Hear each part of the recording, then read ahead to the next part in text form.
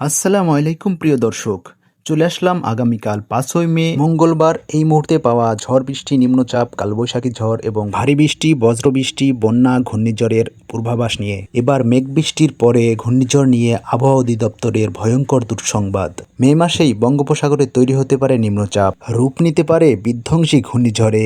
এদিকে আবারও স্বয়ংক্রিয় হয়ে উঠেছে বৃষ্টিবলয়। রাতের মধ্যেই একাধিক জেলায় আসছে ভারী বৃষ্টি, হতে পারে আকস্মিক কালবৈশাখী ঝড়। এরকম বৈরী আবহাওয়া চলতে পারে মে মাসের 7 তারিখ পর্যন্ত।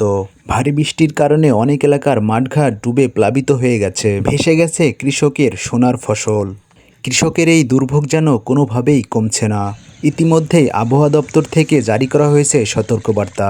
আর কিছু সময়ের মধ্যে ঢাকা, খুলনা, বরিশাল, রাজশাহী, ময়মনসিংহ, রংপুর এবং ভারতের পশ্চিমবঙ্গের বিভিন্ন এলাকাতে ধেয়ে আসছে বিক্ষিপ্ত আকারে বৃষ্টি এবং বজ্রসহ কালবৈশাখী ঝড়। কাল 5ই মে মঙ্গলবার সারাদিনের আবহাওয়া কেমন থাকবে সেই বিষয়ে আমরা এখন জানবো। তো চলুন, শুরু করার আগে আপনি কোন জেলা থেকে ভিডিওটি দেখতেছেন অবশ্যই কমেন্ট করে জানাবেন। দেখতে পাচ্ছেন এই মুহূর্তে আবারও স্বয়ংক্রিয় হয়ে উঠেছে বৃষ্টিবলয়। ঢাকা, খুলনা, বরিশাল, রাজশাহীর একাধিক বিভাগের জেলাগুলোতে আজ রাতে ভারী বৃষ্টিসহ বজ্রবৃষ্টি এবং কালবৈশাখী ঝড় হতে পারে এবং আগামী 9 থেকে 11ই মে বঙ্গোপসাগরে একটি ঘূর্ণিঝড় সৃষ্টির সম্ভাবনা রয়েছে।